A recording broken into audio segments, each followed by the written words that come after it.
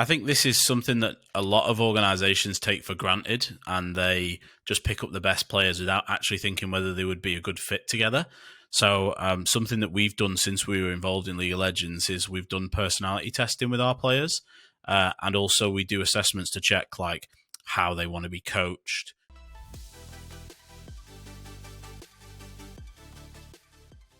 Hey everyone, and thank you for joining. And today we are joined by Jeff Simpkins, who is the COO at the British Esports organization Resolve, who are an official partner of Williams Racing. He has huge experience in managing esports organizations, and today he will share with us his story, specifics of esports management, and the plans for the future. Thanks, Jeff, so much for joining us today. Yeah, thank you for having me. I'm looking forward to it. Any chance to hear the sound of my own voice? So, if I'm not mistaken, you have just returned from your boot camp with the Rocket League team. How did it go? Yeah, it's interesting. So we went to Nottingham. So we use Confetti's facilities at the moment over in Nottingham, and the facility's great. No complaints there for sure. And the stage setup and stuff, we've done some stuff there previously. The weekend didn't necessarily go as well as we'd have thought in terms of results anyway, but overall it's a positive experience. It's another step for the players to get outside of their comfort zone, but also to be alongside one another, bonding with one another and playing in the same space, which is always really positive. So positives and negatives, I suppose. The result, not quite what we wanted, but other than that, yeah, it was good. But I guess the progress is the most important thing in esports, so I'm happy at least you got that from the overall experience. Yeah, 100%. And we've got some young players like Noah who definitely will get better with time. So we're not short sighted in that fact, I guess. I'm actually very curious on how you guys like select the players and try to find synergy, but I would like to come back to it a bit later. First of all, how did you get into esports, and like what was the push that led you to pursue career in esports? Yeah, no problem. So I was a Rainbow Six Siege player. I played competitively in Rainbow Six Siege, and as I was getting worse at the game, I guess, I realised that the players coming through were better than I was, the younger players. And I just didn't have as much time to play. I had a full-time job. I was working in the police at the time. And I just decided I would manage the team instead and set up my own team. And from there, kind of just progressed into this passion project more than anything. And it was actually Kieran Holmes Darby, who was running Excel Esports at the time, who kind of pushed me into the management side of things as well. I met him through work, bizarrely, because he was living in Lancaster at the time, which is where I was working. And it just kind of developed into that. And then I joined Resolve after selling my own team, which was Barrage. And I had the opportunity to go full time. Policing is not quite what it used to be due to a number of budget cuts and numerous other things. And this was an opportunity to make something my own, look after the staff how I wanted, and just build something from that was existing, but build it really into something that the community and the staff could be proud of. So that's why I took the leap of faith, really. And when you were in Barrage, what were some of the biggest challenges that you were facing, like for developing the organization? Yeah, so I think one of the big things was we didn't have a huge amount of funding, so the majority of the funding came from myself. We had little bits of sponsorship, so we had a sponsorship with Steel Series, which was great, and that really helped us out. And then we had like an apparel sponsorship, but it wasn't huge amounts of money, and especially competing with other organizations that had really quite big budgets, it was really difficult. So that was probably one of the biggest, and also because it was part-time for myself, being able to dedicate the amount of time that probably needed dedicating to it to make the next steps. I just couldn't, basically. So those were probably the biggest challenges, I would say. And as you said before joining Barrage, you have also played Rainbow Six competitively. What are some of the key lessons that you learned, or like, I don't know, habits that you learned by being a pro player that maybe help you in current position or when you were in Barrage? Yeah, it's really interesting. I'm reading a book about habits at the moment, so it's funny you mentioned that. But yeah, it was good. I think communication is the big one. I think that you really find out how well you can communicate when the pressure is really on. You're in a clutch moment or something like that, and just keeping your cool really to get the win. Um, I didn't really have an illustrious career. I wasn't a fantastic player, but we did okay. And yeah, I think it was just that camaraderie, and that was really my first step into esports and really seeing what it was about and how exciting it was, and that kind of just hooked me. So yeah. And then, how did you get into League of Legends? Oh, horrible game. So I met a guy called Richard Froome who was at university with my brother at the time, and Richard was big into the League of Legends management scene. Got speaking to him, and I think at the time there was just a really good support system around League of Legends in the UK. It seemed like a good esport to be in. The community was pretty supportive back when it was UK facing. It's obviously fallen off a cliff since then, unfortunately. But yeah, it just felt like the right place to be. The support for the scene was right. LVP were coming into League of Legends at the time, LVP UK, and they were giving incentives for the team to be involved. And it seemed like that was a sensible place to take the direction of the organization. Okay, that makes sense. And Yeah. you said that the situation in UK regarding League of Legends got worse. Is it because, Yeah. if I'm not mistaken, there was a Northern League that got cancelled, right, or something like that? Yeah. So we had the UKLC, which was the UK League Championship. That was run by LVP. It had a crazy format, and it was good. I think UK League was very good at that time. And then we merged with the Nordic region to create the Northern League Championship, the NLC, and we competed in that. And then Resolve was also in that as well. When I sold Barrage to Resolve, Resolve competed in the NLC also. But more recently, it's been downgraded to an unaccredited league. The current running of the of the league rather is really poor. The communication's poor. The broadcast is not the same as it used to be, and it's just become. Riot clearly just don't care about it. I would suggest, and instead of trying to fix it and I don't know doing anything, they've just seemingly left it to rot. Yeah, that's really unfortunate, especially considering that there are currently two pretty well top LEC teams, Excel and Fnatic from UK. Mm-hmm.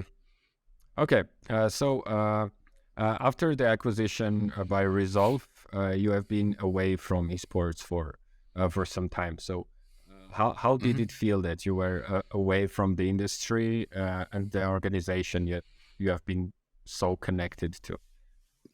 Yeah, it was an interesting time.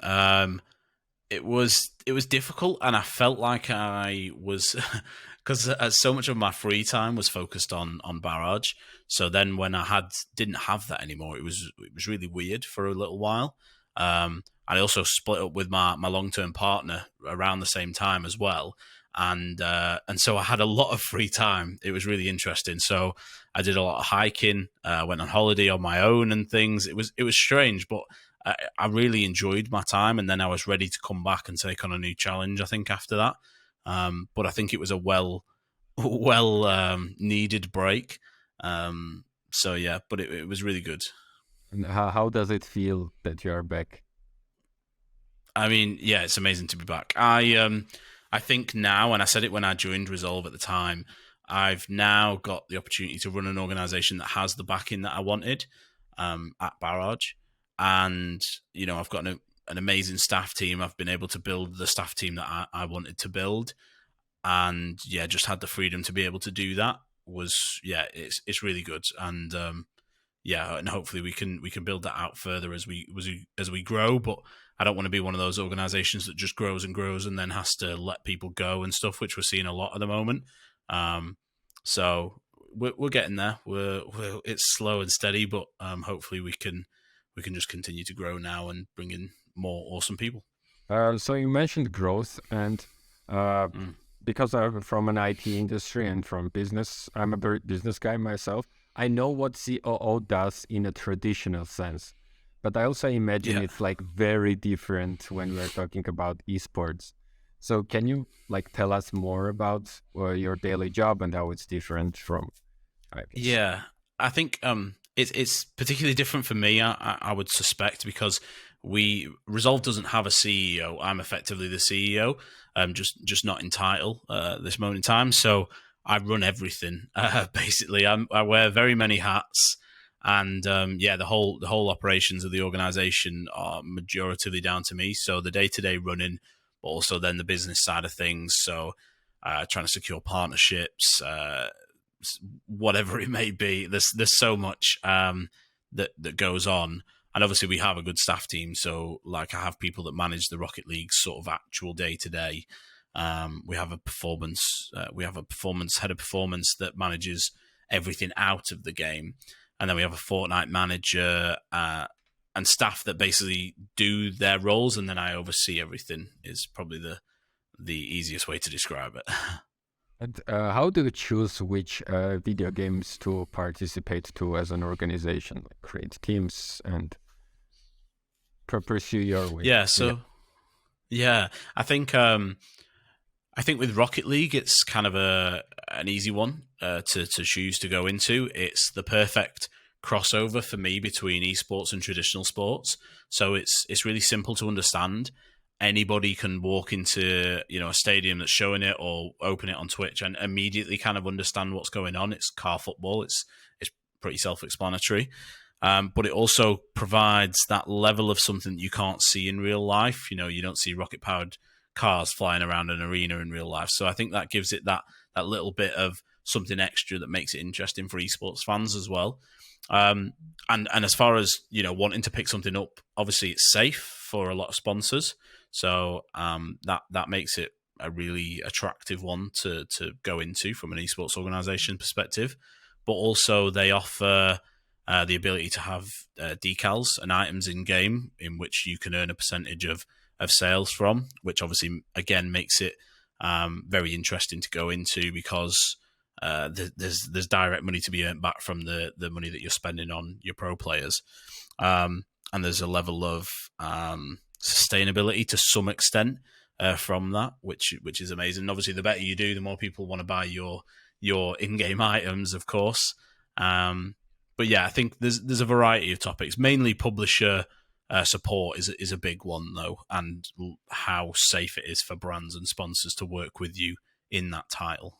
Yeah, I saw that your decals have just been released a couple of days back. So congratulations on that one. Thank you. Thanks. I'm really happy with them. So can you also tell us a bit more about your partnership with Williams Racing and its impact on the company overall?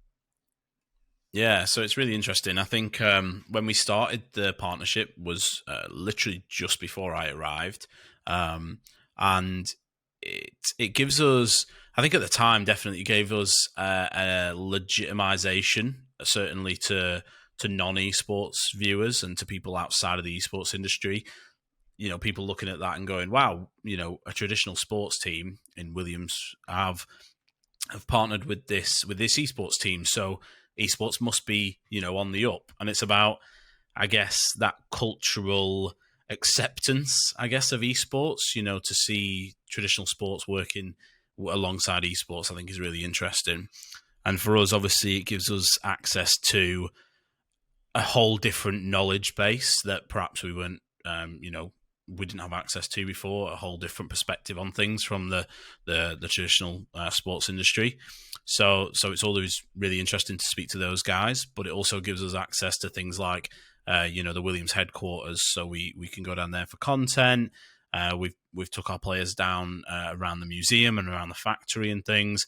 and obviously some of the content creators that we work with as well. So yeah, it's a really cool partnership for sure. And myself and my brother and my dad were lucky enough to go out to a Grand Prix last year as well. So yeah, it's really interesting. So I totally understand why Williams Racing would be interested in partnership in Rocket League. But I know that you are also collaborating together in Fortnite. How did Yeah. that happen? Yeah, so I think from Williams' perspective, without putting too many words in their mouth, the partnership with ourselves is about reaching a audience that perhaps they weren't reaching before, an esports audience that doesn't necessarily watch Formula One, and getting them to become fans of Williams despite that, or getting them interested enough to watch F1. And I think we've seen that a little bit as well with the Netflix documentary Drive to Survive. That has definitely made Formula One more popular, I guess, amongst younger people. But a partnership with ourselves as well directly accesses that and puts the Williams brand in front of younger audience that perhaps they weren't reaching before. And that's the same with Fortnite as well. Obviously, it's not as directly relatable as Rocket League because there's no cars. Although I guess there are some Rocket League cars in Fortnite now as well. But it's just about eyes and about audience really, and legitimizing them in an esports industry. Okay, that makes sense. And we talked about the ways you decide which games you want to choose to participate to, and we also talked that the situation about League of Legends in UK is not as good as it used to be. So, what kind of expansions plans do you have, if any? Of course, if you can share them with us. Yeah, I mean, so we don't actually have a Fortnite player signed, but hopefully that'll be changing very soon. We did have one. We released him for a number of reasons. Yeah, we're hopefully going to be picking up a new Fortnite player very soon. Hopefully in the next couple of weeks that'll be announced. And apart from that, we are probably not going to go into anything too quickly. It's really difficult. I think a lot of the leagues are expensive to get into. Your likes of Counter-Strike and Valorant, the player salaries are pretty high. I think Valorant is one that we would definitely like to be involved in the future. I really like the idea of their sort of part franchise model that they've gone for.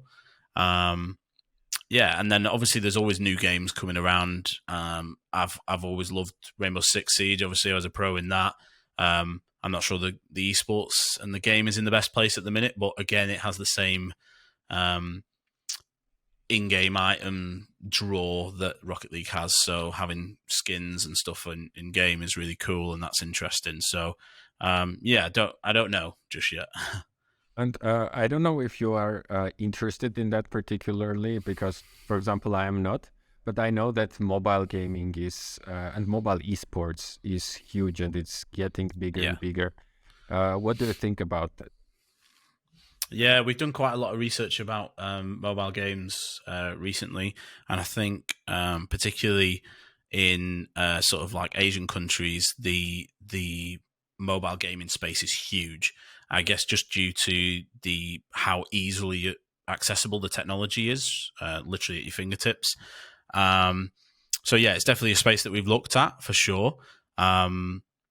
We're exploring our options there, I guess, and seeing what happens. But it's a huge market, and it's probably only going to grow with the availability of tech. So yeah. So you said you are planning to get a new Fortnite team soon, and actually, I'm very curious to know, like, how you are planning to, find the team. Like, is it going to be an open call? How are you going to organize trials and basically everything about that? Yeah, so I think we have someone in mind that we've approached directly. I think for us, when we're looking at players, we obviously want to be at the top of the sport, or like in the top players in Europe or the world for whatever esport we want to go into, and that's no different with Fortnite. And so we're going to be looking at the best of the best players. And then what we also like to think about is marketability, like how easy is it for us to work with that player? how good are they going to be in front of the camera, how many followers or whatever they have, do they access that as well? It's great a player having 100,000 followers, but if they never use social media, then it's pointless. We can't use that. So those are things we look at, whether they stream. And I think for us, obviously, we are majoritively based in the UK, all our team, and we're going to have some facilities and housing in the UK this year. So we want people to be that are, I guess, ideally UK based, that we can get to those facilities relatively easy for content and for boot camps, etc. So there's a lot that goes into it, and obviously we do background checks and various other things as well. So yeah.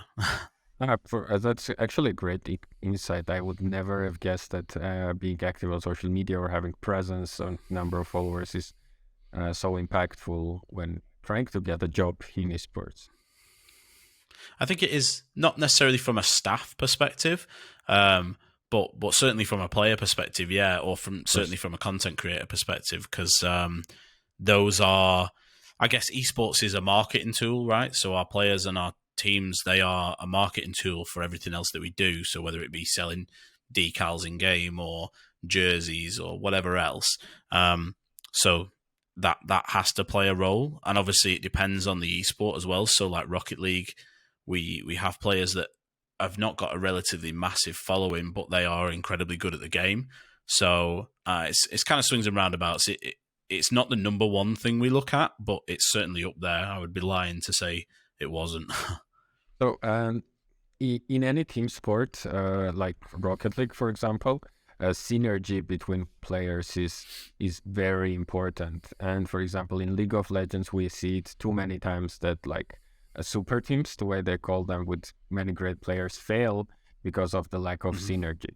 So how do you approach that? Or I don't know if that's you who do it, or maybe there are coaches who do it, but what's the approach of organizations in finding there are not the best players, but the best combination players? Yeah, I think this is something that a lot of organizations take for granted, and they just pick up the best players without actually thinking whether they would be a good fit together.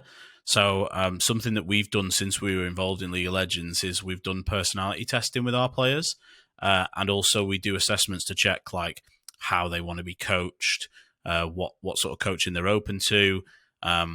And basically with the personality tests, we want to see that there aren't too many personalities of the same type, that there are a mix of personalities, which is good for the team. And yeah, again, that doesn't necessarily mean that we won't pick up one player because they are, a certain trait or they're a certain personality type over another. It just helps inform that decision-making process, I guess. And I would also like to talk a little bit about esports industry in general. So back when you started, esports was still on the rise. It was not as widely known as it is right now. But then very quickly, it became like a huge deal, a great marketing opportunity for companies. So my question is, how did this change over the years impact your life and your work? Yeah, I think I started back in like 2015. That was when I was playing, and I didn't even know what esports was then. Like I used to play game battles, Call of Duty game battles when I was a kid, but I didn't really consider that to be esports or know too much about that. And yeah, I didn't realize how big how big esports was. Sorry, until I really got involved in like 2015, 2014. And it was really interesting, and it's really interesting now to see how it's becoming not quite mainstream, but certainly better known. Sports was one of the things that continued to grow, just due to, you don't need to fill a stadium to play in esports leagues or whatever. The players don't actually have to be next to one another like in traditional sports. So where everything else shut down, esports kind of flourished a little bit. And we are seeing some viewership drop off a little bit now that the world is back open, which is always going to happen. But I think that growth period was really good and was good for esports, despite it not being great for the rest of the world. And do you think there is still a place in esports for new organizations? Yes. I think that it is difficult if you're going to start an esports organization and you don't have some significant backing, or you don't have like a celebrity name behind you or something like that, then it's going to be really difficult, because there are already big orgs existing in the space. If you're going to start an organization and you don't have those things, I'm not saying you can't do it, but I think it's really, really difficult. I think it's really difficult. What are some of the things that you think are your biggest learnings and you would do differently if you have just started your career in esports? Well, that's a good one. I think some of the biggest learnings is how to spot people that are maybe not what they say they are. I think you can see the people that talk rubbish now more clearly, and perhaps I was a bit naive to some of those people. Thought that everybody wanted to help me, when not everybody is as friendly as that, which is very naive given the work that I was doing prior to this. So, yeah, I think there's a lot of people that talk a good game in this industry, but not necessarily do any work. I've learned that for sure. And I think that you have to fail fast and learn fast. So what I mean by that is I think that people sometimes are scared to try things or scared to think outside the box. And we definitely like to try and do that as much as possible. If it goes wrong, then it goes wrong and we just move on. But I think that's definitely something that you've got to try and do to be different. Is constantly just learn and fail and learn and fail. And what advice would you give to people who are usually young people who are just trying to get into esports but don't have any prior experience in esports or sports? Yeah, I think there's a bit of a stigma around esports, and people get a bit of stick on social media. I've seen for offering like unpaid work in esports, and I think that's wrong. I think if you're looking to get into esports, you should expect to do some voluntary work first, maybe. Growing up, I did voluntary work to get into the police and other bits and pieces, and I don't see why esports should be any different, really. There's obviously limits to that. If you're working 40 hours a week, then you should be getting paid for it. But if you're, doing some community nights in a Discord to get some experience or something, then you maybe have to do a period of time where you're going to have to do some work for free or something like that. But yeah, just grind. I think making connections is the biggest thing. It is still very much an industry where it's a game of who you know, not necessarily what you know sometimes. And just getting the right opportunity can be everything, which I know is not very helpful. But yeah, networking is a key thing, and just working hard, and you'll stand out if you're doing things differently and working hard. And last question on this specific topic. Do you think if you are, for example, not in a country where there are many offline tournaments, right, to make those connections, do you think Twitter is the best way to make those connections, or maybe it's LinkedIn? I think a mixture of both. It depends really. I think most of my daily sort of social media usage is on Twitter. However, I obviously use LinkedIn to connect on a business level with the vast majority of people that I speak to from that space. Certainly outside of esports, that's definitely the number one space.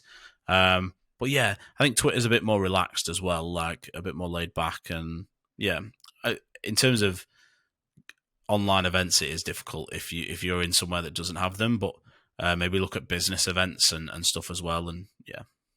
Okay, thanks for clearing that up. And to sum things up, what are your goals moving forward? I think right now we are in a really interesting time for esports. So I think just progressing the organization over the next couple of years, bringing in some additional revenue. We're about to launch a coaching platform in the next a couple of months that hopefully will be something different. And just basically navigating Resolve through the next couple of years and growing along the way, and hopefully picking up some trophies in Rocket League or Fortnite. That'd be amazing. I don't know. Goals is an interesting one because I like to set goals, but also I just want to keep doing what we're doing and working hard and hoping that, I don't want to set a goal and then not achieve it and be disappointed. I would rather we just constantly progress, if that makes sense. But yeah, that for now, just to continue to grow for the next couple of years. Cool. Thank you once again for allocating this time. I'm sure you are very, very busy, so I really appreciate it. So good. I wish you all the best in your goals that you just mentioned. Thank you. And I'm pretty sure you'll be able to get them in time. Brill. Cheers. Thanks. Hey, Alec here. I hope you enjoyed the video, and please don't forget to subscribe as we have more interviews and videos about esports coming quickly.